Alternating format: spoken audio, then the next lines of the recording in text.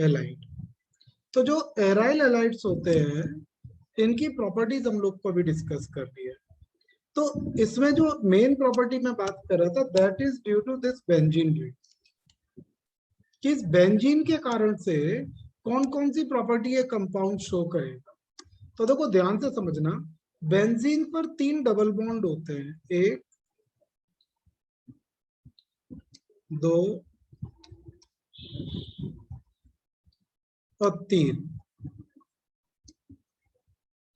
और जब ये 3 डबल बॉन्ड होते हैं तो आप कह सकते हो इन पर हाई इलेक्ट्रॉन डेंसिटी होती है। और जब इन पर इलेक्ट्रॉन डेंसिटी ज्यादा होती है तो इन पर कौन अटैक करेगा, जिस पर पॉजिटिव चार्ज। भाई जहां पर इलेक्ट्रॉन डेंसिटी ज्यादा है वहां पर वो अटैक कर सकता है जिसको इलेक्ट्रॉन की जरूरत हो। समझ में आ रही है मेरी बात? है नहीं?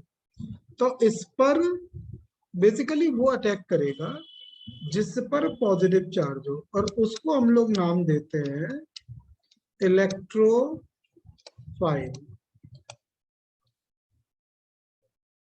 इलेक्ट्रोफाइल का मतलब होता है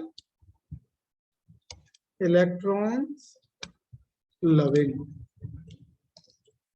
तो कुल मिलाकर जो मैं आपको समझाना चाहता हूं उसका एक्सट्रैक्शन ये है कि बेंजीन पर 3 डबल बॉन्ड होने के कारण से उस पर इलेक्ट्रॉन डेंसिटी ज्यादा होती है, और इस हाई इलेक्ट्रॉन डेंसिटी के कारण से इस पर जो अटैक करेगा उसको बोलते हैं इलेक्ट्रोफाइल। और वो यहाँ पर जब अटैक करेगा तो उसकी रिएक्शंस को नाम देते हैं इलेक्ट्रोफिलिक सब्स्टिट्यूशन रिएक्शन। तो रिएक्शन चूंकि इलेक्ट्रोफाइल के अटैक से सपोर्ट हो रही है इसलिए इसको मैं नाम दूंगा इलेक्ट्रोफिलिक सब्स्टिट्यूशन रिएक्शन। ठीक है, तो इसको लिख लेते हैं दो लाइन। तो इसमें लिखेंगे benzene has high electron density due to presence of 3 double bonds.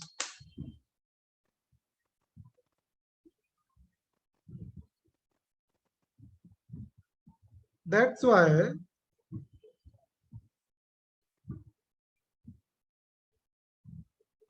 an electrophile can attack। तो हाँ बेटा, that's why an electrophile can attack on benzene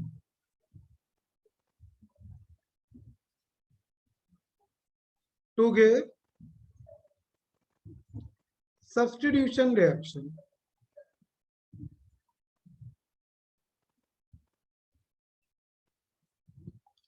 तो देखो जो मैंने अभी लिखाया एक बार मैं इसको रिपीट करता हूं, ध्यान से समझ लें इसको दोबारा से। क्या बोला मैंने? बेंजीन पर इलेक्ट्रॉन डेंसिटी ज्यादा होती है। क्यों ज्यादा होती है बेंजीन पर इलेक्ट्रॉन डेंसिटी? क्योंकि उस पर 3 डबल बॉन्ड्स है, और डबल बॉन्ड का मीनिंग होता है high electron density. Double bond का मतलब क्या होगा? High electron density. तो जब इलेक्ट्रॉन डेंसिटी ज्यादा होगी तो उस पर कौन अटैक करेगा मेनली? एक इलेक्ट्रोफाइल। इलेक्ट्रोफाइल कौन होता है? जिस पर पॉजिटिव चार्ज हो। तो इसलिए बेंजीन की इन रिएक्शंस को हम लोग नाम देते हैं इलेक्ट्रोफिलिक सब्स्टिट्यूशन रिएक्शन। क्या इतनी बात समझ में आई हमको, या फिर इसमें कोई डाउट है? अगर डाउट है तो आप पूछ सकते हो।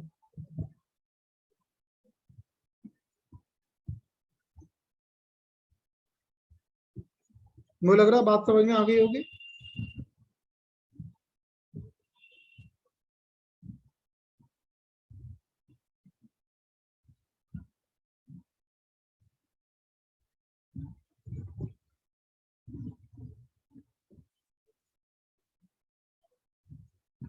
तो इस इलेक्ट्रोफिलिक एरोमेटिक सब्स्टिट्यूशन की जो अलग अलग रिएक्शंस हैं उनको हम लोग स्टडी करने जा रहे हैं। तो नेक्स्ट हेडिंग डाल दो, following are the examples sir of, हाँ बेटा बोलो बोलो। सर आपकी सर बार बार सर वॉइस लैग कर रही है। नहीं वो तुम्हारा सिग्नल जा रहा है इसलिए तुम डिस्कनेक्ट हो गए थे, तो दोबारा सुन लो अगर कोई दिक्कत है तो। कि जैसे मैंने बोला कि बेंजीन पर वीडियो भी स्टॉप। इलेक्ट्रॉन, देखो सुनो, बेंजीन पर इलेक्ट्रॉन डेंसिटी ज्यादा होती है। क्यों ज्यादा है? क्योंकि इस पर तीन तीन डबल बॉन्ड है, और जब यहां पर मेरे पास तीन तीन डबल बॉन्ड है तो उन डबल बॉन्ड के कारण से जो इलेक्ट्रॉन डेंसिटी ज्यादा है, तो इस पर कौन अटैक करने की कोशिश करेगा? इलेक्ट्रोफाइल। इलेक्ट्रोफाइल कौन होता है? जिसके ऊपर चार्ज कैसा हो? पॉजिटिव। तो जो इलेक्ट्रोफिलिक अटैक हो रहा है बेंजीन पर इलेक्ट्रोफाइल के अटैक के कारण से, उसमें कौन कौन से एग्जाम्पल होंगे उनको मैं यहाँ पर एक्सप्लेन करूंगा। क्या आपको मेरी बात समझ में आ गई या नहीं आई? Yes sir.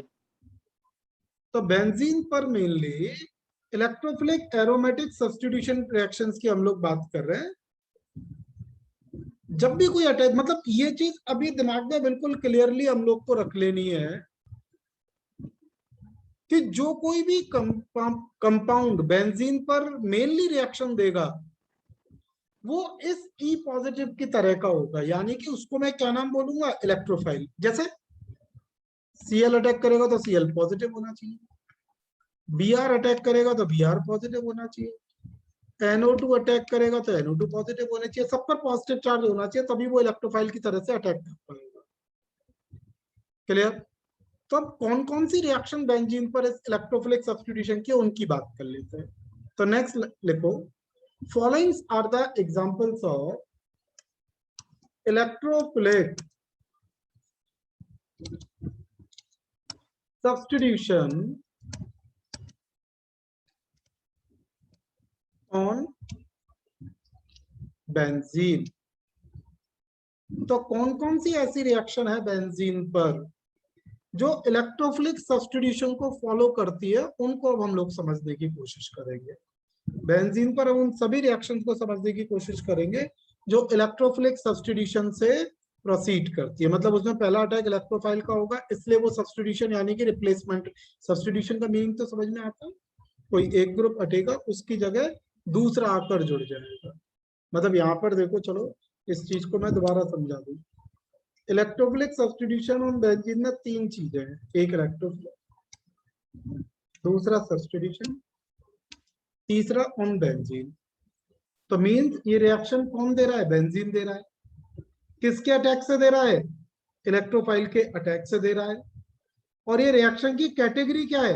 ये रिएक्शन जा रहा है सब्स्टिट्यूशन मैकेनिज्म से। क्लियर? तो इसलिए ओवरऑल मैं इसको नाम दे रहा हूं इलेक्ट्रोफिलिक सब्स्टिट्यूशन रिएक्शन, कि अटैक कर रहा है इलेक्ट्रोफाइल, सब्स्टिट्यूशन दे रहा है वो, एक ग्रुप को हटाकर दूसरा ग्रुप लगेगा, और किस पर दे रहा है? बेंजीन पर।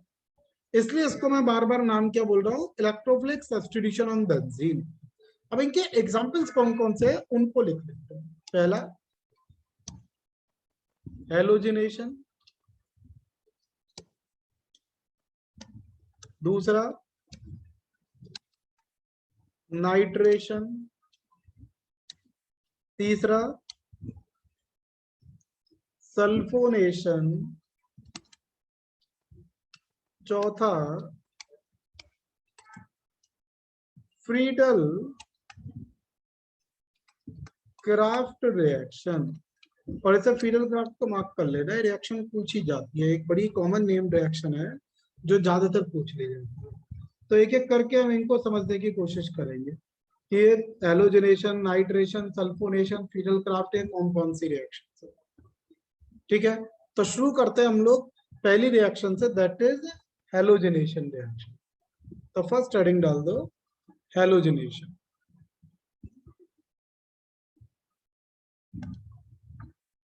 तो हेलोजिनेशन का मीनिंग क्या है? बेंजीन पर एक हेलोजन आकर जुड़ रहा है, that is called halogenation. Halogen कौन होता है जानते हो? Chlorine, bromine, iodine. अच्छा, होता तो फ्लोरीन भी है, बट फ्लोरीन ए रिएक्शन देता नहीं है। क्यों नहीं देता वो बाद में बताऊंगा, बट अभी इतना समझ में आना चाहिए कि रिएक्शन फ्लोरीन नहीं देता। कौन देता है? क्लोरीन देता है इस रिएक्शन को, ब्रोमीन देता है, आयोडीन देता है, वो सब इस रिएक्शन को परफेक्टली देते हैं। ठीक है, तो इसको लिख लेते हैं हम लोग। हेलोजिनेशन ऑफ बेंजीन और substituted benzene, halogenation of benzene और substituted benzene can be done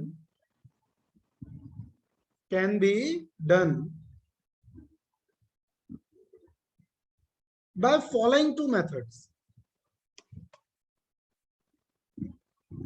तो दो तरीके हैं हेलोजिनेशन के, can be done by following two methods. तो हेलोजिनेशन के मेरे पास दो तरीके हैं। इसमें पहला मेथड है बच्चों मोनो हेलोजिनेशन।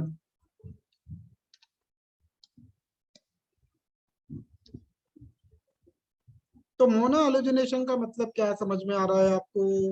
अगर एक ही हेलोजन एटम आकर जुड़े तो उसको मैं नाम देता हूं मोनो हेलोजिनेशन। कि अगर बेंजीन पर, सब्स्टिट्यूटेड बेंजीन पर हेलोजन जो अटैक कर रहा है, क्लोरीन है, ब्रोमीन है, आयोडीन है, जो कोई भी अटैक कर रहा है, अगर उसका एक ही एटम आकर जुड़ता है तो उस रिएक्शन को मैं नाम देता हूं मोनो हेलोजिनेशन रिएक्शन। ठीक है, तो इसमें लिख लें, हेलोजिनेशन में पहला पॉइंट लिखा हमने मोनो हेलोजिनेशन, और उसमें लिखे हैं मोनो हेलोजिनेशन ऑफ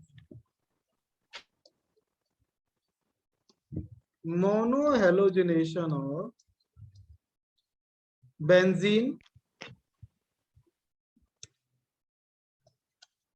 और substituted benzene can be done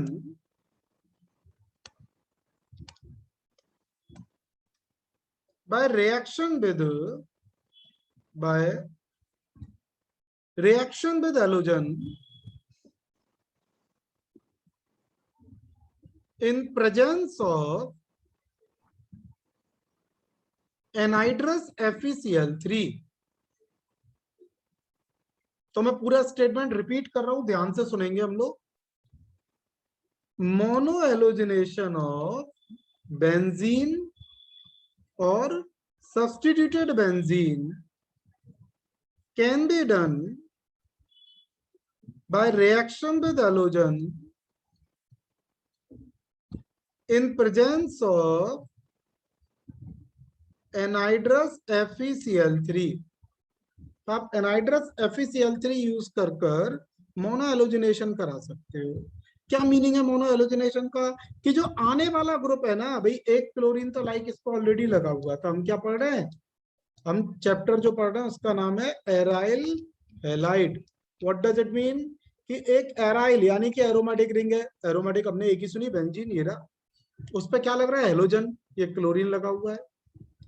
अब इस पर दूसरा क्लोरीन कैसे लगेगा उसकी बात कर रहे हैं। एक क्लोरीन तो ऑलरेडी लगा हुआ है, दूसरे क्लोरीन की बात कर रहे हैं। अब ध्यान से जो मैं अगली बात बोलने जा रहा हूं उसको समझने की कोशिश करेंगे।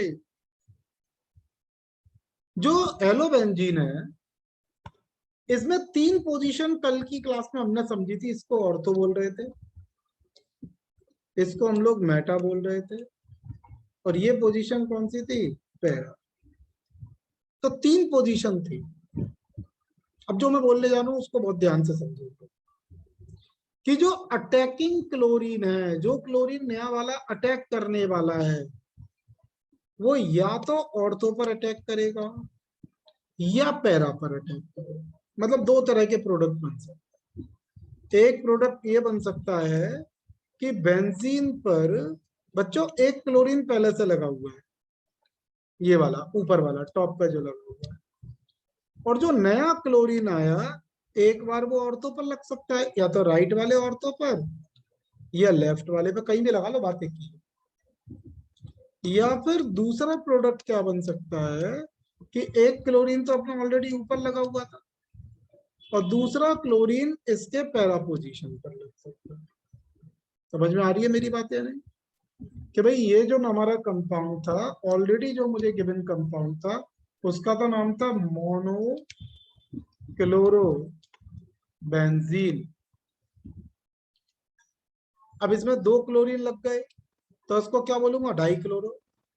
तो पहले वाले का नाम होगा, ये दोनों आपस में कौन पोजीशन है, ऑर्थो। तो पहले वाले का नाम होगा ऑर्थो डाई क्लोरो बेंजीन और दूसरे वाले का नाम होगा para die chloro benzene. Clear हो रही है मेरी बात?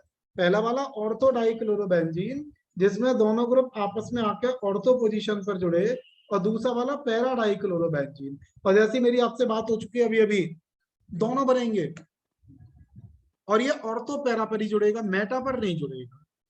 सो we will have 2 products during mono halogenation. तो जब आप एलोजिनेशन करा रहे हो, रिपीट कर रहा हूं अपनी बात को, जब आप एलोजिनेशन करा रहे हो तो एलोजन आकर जुड़ेगा, किस पर जुड़ेगा, ऑलरेडी जो मेरे पास क्लोरोबेंजीन दे रखा था, जो हम चैप्टर पढ़ रहे हैं, तो ऑलरेडी मेरे पास जो दे रखा था उस पर एक क्लोरीन और जुड़ेगा। अब वो क्लोरीन कौन सी पोजीशन पर जुड़ेगा वो मुझे समझना है। तो मैंने कहा या तो जुड़ेगा वो ऑर्थो पर या फिर वो कौन जुड़ेगा, पैरा पर। बात समझ में आई या नहीं आई? लिख लो अगर क्लियर है सारे पॉइंट तो। मेटा पर एक्चुअली क्यों नहीं जुड़ेगा उसको अभी मैं समझाऊंगा, पहले इतना लिख लो।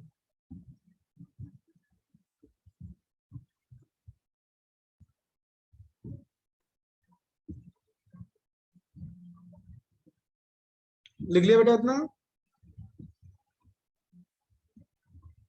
Yes sir. देखो अब तुमने एक सवाल किया कि मेटा पर क्यों नहीं जुड़ेगा, वो उसको समझाता हूं। उससे पहले या चलो पहले समझ ही लो। देखो है क्या, अब इस बात को देखो जो मैं समझाने की कोशिश कर रहा हूं, मुझे लगता नहीं तुम्हें एक बार में समझ में आएगी सब लोग। उसका एक कारण है। कारण क्या है कि ये 11th की थ्योरी है, ऑर्गेनिक का बेसिक पार्ट, और हमने अभी पढ़ा नहीं है। तो इसलिए मैं कोशिश करता हूँ समझ में आ जाए, बहुत अच्छी बात है, और नहीं आएगी तो जब दोबारा से मैं बिल्कुल बेसिक से पढ़ाऊंगा तब इन चीजों को क्लियर कर दूंगा। अभी तो जस्ट इन चीजों को हम एग्जाम के अकॉर्डिंग तैयार कर रहे हैं। तो देखो है क्या, क्लोरीन के वैलेंस शेल में इलेक्ट्रॉन होते हैं 7, 7 में से एक इलेक्ट्रॉन गया शेयरिंग, तो इसके पास 3 इलेक्ट्रॉन पेयर बचे। इन इलेक्ट्रॉन पेयर को हम लोग नाम देते हैं बेटा, क्या नाम देते हैं, लोन पेयर। अब बेंजीन में एक फिनोमिनन होता है जिस फिनोमिनन का नाम होता है रेजोनेंस। क्या होगा रेजोनेंस? देखो जहां समझ में नहीं आया वही रोक देना मुझे। रेजोनेंस क्या होगा कि ये वाला जो डबल बॉन्ड है इधर ब्रेक होगा, तो डबल बॉन्ड जब इधर ब्रेक होगा तो यहाँ चार्ज आएगा नेगेटिव और ये चार्ज आएगा पॉजिटिव। बिल्कुल इसके आगे एक और डबल बॉन्ड है, जब यहाँ नेगेटिव चार्ज आ गया इस कार्बन पर तो इस पर आना चाहिए पॉजिटिव नेक्स्ट वाले पर, तो ये वाला बॉन्ड इधर ब्रेक होगा तो इस बार यहाँ नेगेटिव चार्ज आना चाहिए, और इसके आगे ये वाला डबल बॉन्ड जब इधर ब्रेक होगा तो यहाँ नेगेटिव चार्ज आना चाहिए। तो ओवरऑल जब इसमें रेजोनेंस होता है तो नेगेटिव चार्ज या तो ऑर्थो पोजीशन पर आता है या फिर पैरा पोजीशन पर। समझ रहे हो कि जब ये delocalization of electron that is called resonance जब इस बेंजीन में होगा तो उसके कौन कौन पोजीशन पर नेगेटिव चार्ज आएगा, या तो ऑर्थो पर या पैरा पर। और अटैक कौन कर रहा था, इलेक्ट्रोफाइल। बात हुई थी थोड़ी देर पहले, अभी मैंने बोला था कि क्लोरीन अटैक करेगा तो ऐसा अटैक करेगा Cl पॉजिटिव। देखो यहाँ अभी थोड़ी देर पहले जस्ट हमारी बात हुई थी कि अटैक कौन करेगा, इलेक्ट्रोफाइल। इलेक्ट्रोफाइल कौन, जिसकी खोपड़ी पे चार्ज क्या है, पॉजिटिव, जैसा Cl पॉजिटिव। अब इस वाली रिएक्शन में हम क्लोरीन लगा रहे हैं तो अटैक किसका हो रहा है, Cl पॉजिटिव का। अब जिसकी खोपड़ी पे चार्ज है पॉजिटिव, तो उसे क्या चाहिए, नेगेटिव चार्ज। और नेगेटिव चार्ज इस बेंजीन में या तो ऑर्थो पर मिल रहा है या फिर पैरा पर मिल रहा है।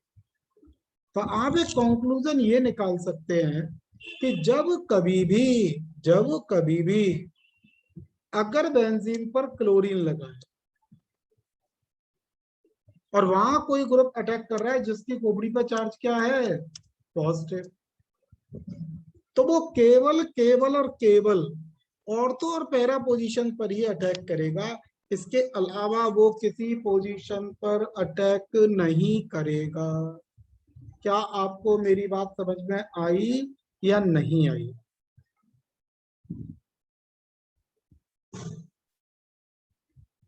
कोई डाउट है इसमें तो दोबारा पूछ लो। मुझे लग रहा मामला क्लियर है, समझ में आ गया। तो इसमें आगे लिखो, जो हम लोग ने रिएक्शन लिखी थी इसके आगे एक नोट करके लिखो, in this reaction attack of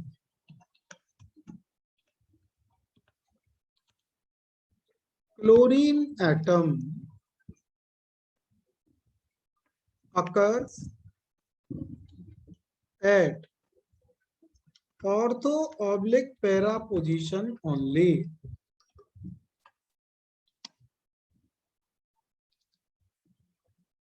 तो इस रिएक्शन में जो क्लोरीन का अटैक होता है वो केवल ऑर्थो पर होगा या पैरा पर होगा। कल हम लोग ने ऑर्थो मेटा पैरा क्लियर कर लिए थे। तो क्लोरीन पहला जो लगा हुआ था उसके रिस्पेक्ट में या तो वो एडजेसेंट वाले कार्बन पर होगा, इसको क्या बोलते हैं, ऑर्थो, या फिर वो नीचे वाले कार्बन पर होगा, इसको क्या बोलते हैं, पैरा। तो इसलिए जब मोनो एलोजिनेशन कराऊंगा, जब एक ही एलोजन लगाऊंगा तो वो एलोजन या तो ऑर्थो पर जाकर जुड़ेगा या फिर वो एलोजन पैरा पर जाकर जुड़ेगा। क्या इतनी बात आपको समझ में आ गई? अब इसके बाद हम लोग एलोजिनेशन में यस सर। सेकंड पॉइंट की बात कर लेते हैं बेटा। मोनो एलोजिनेशन पहला पॉइंट था, दूसरा पॉइंट तो इसमें लिख लो पॉली एलोजिनेशन।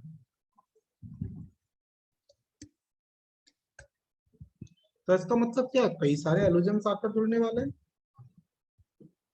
कई सारे एलोजेंस कहाँ जुड़ेंगे, कैसे जुड़ेंगे, उसको समझ लेते हैं।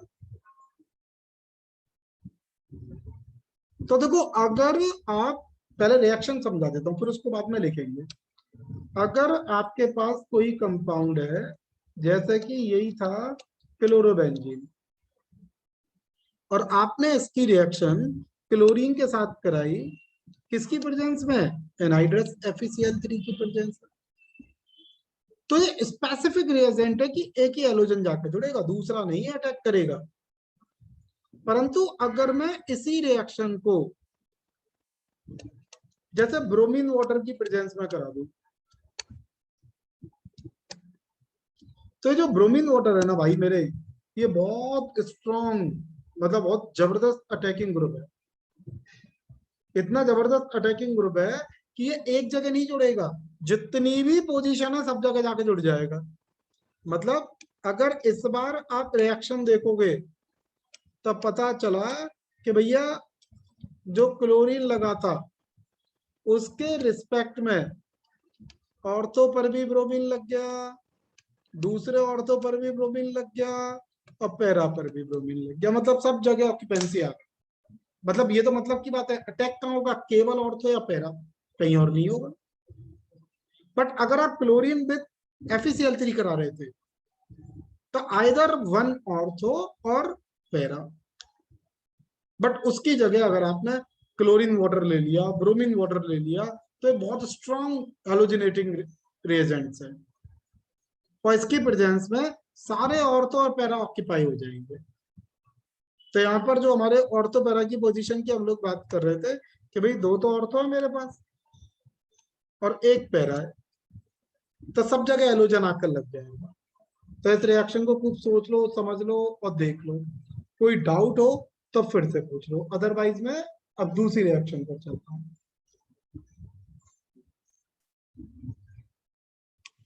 तो देखो, जैसा हमारी अभी बात हुई थी कि भाई एलोजिनेशन रिएक्शन एक बेंजीन क्लोरोबेंजीन एराइल हैलाइड की एक कॉमन रिएक्शन।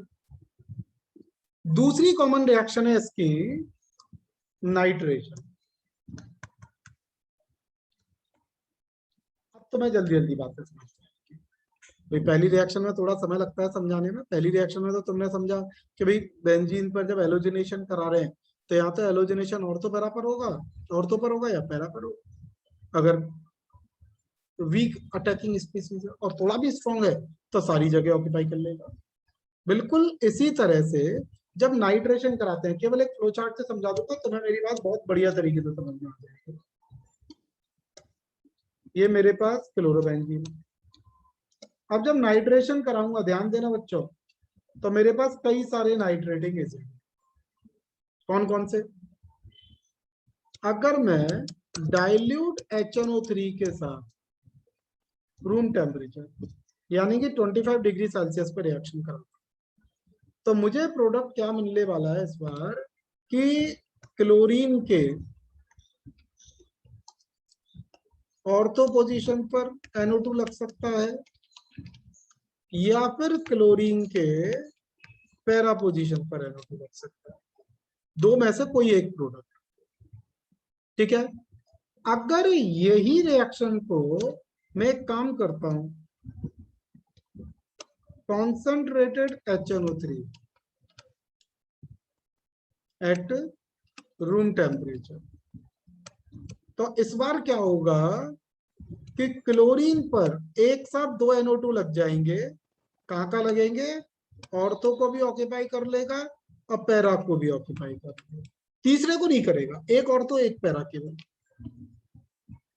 अगर इसी रिएक्शन को मैं concentrated HNO3 plus concentrated H2SO4 100 degree Celsius कराता हूं, कंडीशन बदल ली है भाई बार बार। पहले डाइल्यूट था, उसके बाद जो है कॉन्सेंट्रेटेड HNO3 आया और अब कंडीशन बहुत स्ट्रांग हो गई कि कॉन्सेंट्रेटेड HNO3 भी और कॉन्सेंट्रेटेड H2SO4 भी है। तो इस बार क्या होने जा रहा है कि जो क्लोरीन लगा हुआ है उसके रिस्पेक्ट में NO2 सारे के सारे ऑर्थो और पैरा पोजीशंस को ऑक्यूपाई कर लेगा। तो इस केस में तीनों जगह NO2 आ जाएगा, सारे के सारे NO2 आ जाएंगे। तो बात समझ में आ रही है कि नहीं? नाइट्रेशन का मतलब क्या है? किसका अटैक हो रहा है? NO2। NO2 देने वाला मेन सामान कौन है? HNO3। अब डिपेंड करता है एक NO2 लगेगा, दो लगेगा कि तीन लगेगा, ऑन द बेसिस ऑफ कि भाई उसके अंदर कंडीशन हम लोगों ने क्या। क्लियर हो गई मेरी बात या नहीं? लिख लो फिर इसको, लिख लें इसके अंदर नाइट्रेशन और नाइट्रेशन पॉली और हेलोजिनेशन के अंदर नहीं लिखना। नहीं, पॉली एलोजिनेशन जैसा हो गया ना, वहां तो मैंने अलग अलग लिखाया था समझाने के लिए कि मोनो क्या होता है, पॉली क्या होता है। या मैं एक ही बार में सारी चीज दिखा दूंगा क्योंकि अलग अलग करके समझाने की मुझे जरूरत फील नहीं हो रही, क्योंकि आपको मेरी बात समझ में आ गई ऑलरेडी। क्लियर है? ये पहला वाला मोनो नाइट्रेशन है, दूसरा वाला डाई नाइट्रेशन है, तीसरा वाला पॉली नाइट्रेशन। तो यहाँ मैं उसको नाम को दोबारा नहीं बोल रहा, अदरवाइज मैकेनिज्म तो आपको क्लियर है कि भाई कैसे जा रही है रिएक्शन। तो इसमें लिख लो nitration of chlorobenzene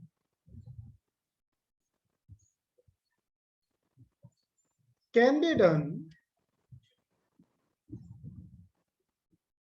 in different cases। अब बेटा तुम अंदर बैठो क्लास में। Nitration of chlorobenzene can be done in different cases to give various substituted products, various substituted products। तो अलग अलग तरह के प्रोडक्ट्स बनेंगे इसके अंदर। In this case attacking species is NO2 positive. NO2 positive. जैसे पिछली बार कौन अटैक कर रहा था, Cl पॉजिटिव या Br पॉजिटिव। मतलब यहाँ केवल वो अटैक करेगा जिसकी खोपड़ी पर पॉजिटिव चार्ज हो, चाहे वो Cl हो, चाहे Br हो, चाहे आयोडीन हो। तो इसीलिए इसको बोलते थे हम लोग इलेक्ट्रोफिलिक सब्स्टिट्यूशन। जिसकी खोपड़ी पर पॉजिटिव चार्ज, उसको क्या नाम दे रहा हूँ, इलेक्ट्रोफाइल। तो यहाँ कौन अटैक कर रहा है, NO2 पॉजिटिव। अगर एक NO2 लग रहा है तो वो या तो ऑर्थो या पैरा बना रहा है। 2 NO2 अटैक कर रहे हैं तो एक साथ ऑर्थो पैरा पर आ रहा है। 3 आ रहे हैं तो 2,4,6 ट्राई नाइट्रो बना रहा है।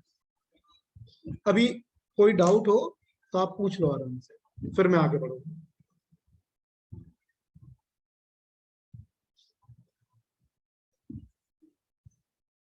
लिख लिया सारा?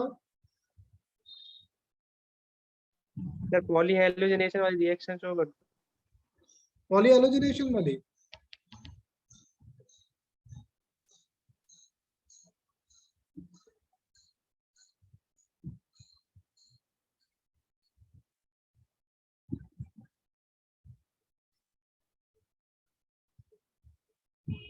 लिख लिया भैया?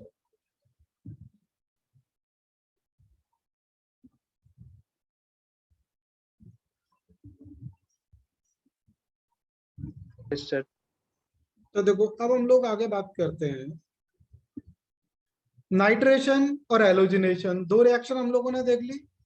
तीसरी रिएक्शन पर हम लोग बात करते हैं, दैट इज सल्फोनेशन। तो सल्फोनेशन कैसे प्रोसीड करेगी, क्या रिएक्शन है, उसको समझते हैं। सल्फोनेशन जैसे नाम से समझ में आ रहा होगा, इसमें SO3H सल्फ्यूरिक एसिड का नाम सुना है ना, उससे बनने वाला इलेक्ट्रोफाइल यानी कि SO3H अटैक करेगा। तो इसमें लिखे हैं in this reaction SO3H group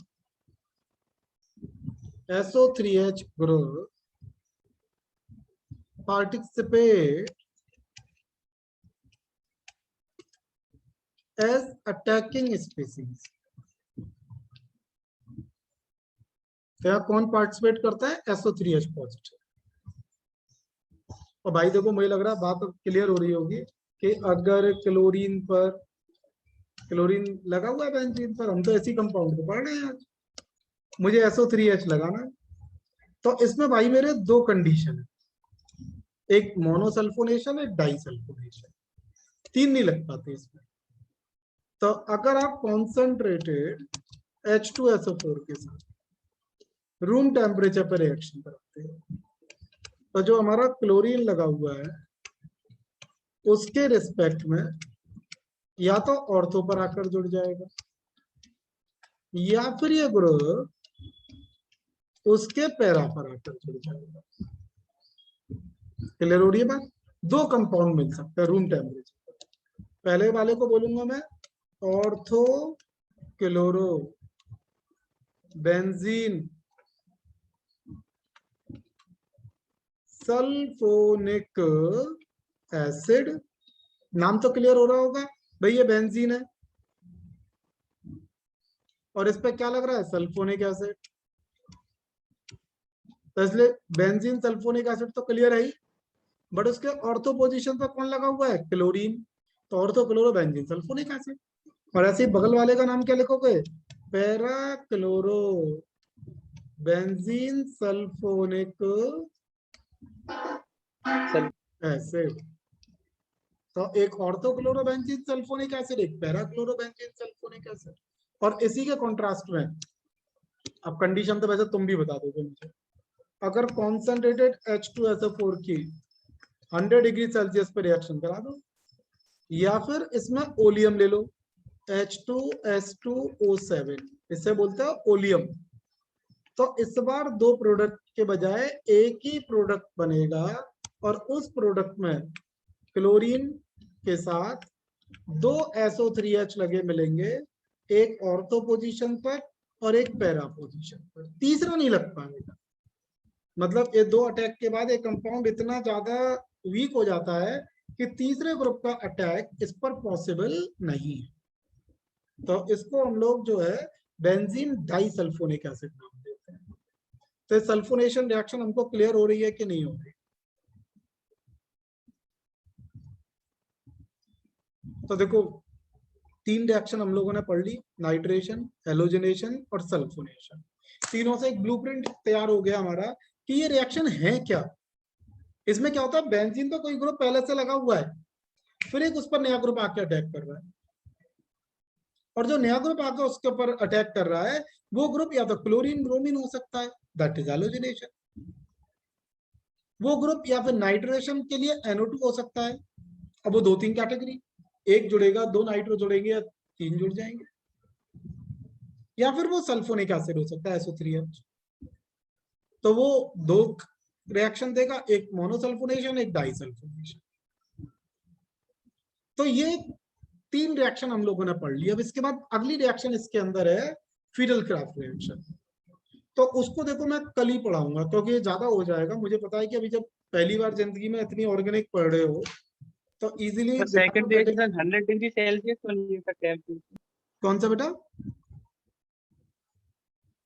तो सेकंड में डिग्री सेल्सियस टेंपरेचर का, हाँ लिखा है 100 डिग्री सेल्सियस। तो देखो ऐसा है, ऑर्गेनिक है, थोड़ी धीरे धीरे ही समझ में आएगी। ठीक है, तो आज इतना ही पढ़ाऊंगा। इन रिएक्शंस को अच्छे से पढ़ लेना क्योंकि अगली रिएक्शन थोड़ी ट्रिकी है। Fiddle craft reaction named reaction है, तो उसको मैं 1 to 1 आमने सामने बैठ कर ही समझाऊंगा। ठीक है ना, तो उसके लिए कल ऑफलाइन क्लास में हम लोग मिलेंगे।